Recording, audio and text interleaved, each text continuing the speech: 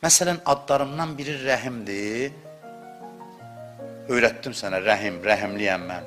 Ne üçün? Təsbih götürüb deyəsən, rəhim, rəhim, yox. Ona görə ki, sən də belə olasan. Allah adlarını öylədir ki, biz də o xüsusiyyətlərə sahib olaq. Sən də rəhimli olasan. Sən də mərhəmətli olasan, mehriban olasan. Uyğunlaşasan Allahın adlarına. Mehriban ol. Əvvəl özünə qarşı, sonra başqalarına qarşı. Əvvəl özünə rəhm elə. Şərab içən adam özünə rəhm eləmir. Qumar oynayan adam özünə rəhm eləmir. Riba, faizə pul verən adam özünə rəhm eləmir. Namaz qılmayan adam özünə rəhm eləmir. Din bunun deyir ki, özünə rəhm elə. Allaha lazım deyil bu şeylər. Özünə yazğın gəlsin. Deyir, özünüzü və ailənizi qoruyun. Nədən? Narən, oddan qoruyun.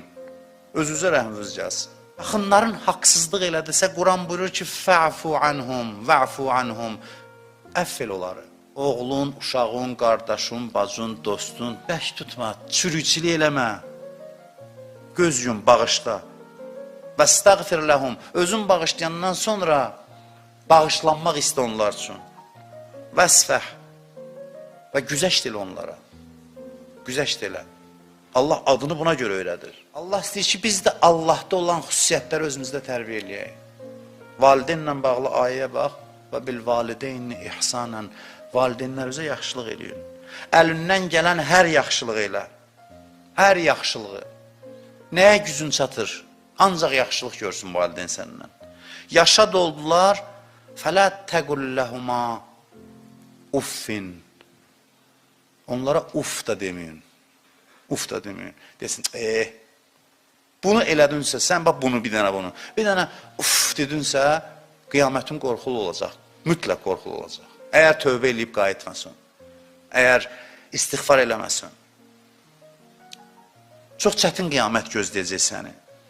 Valideynlər dinsiz olsa necə, müşrik olsa necə, yenə də valideynin məhəbbəti vacibdir, ehtiramı vacibdir.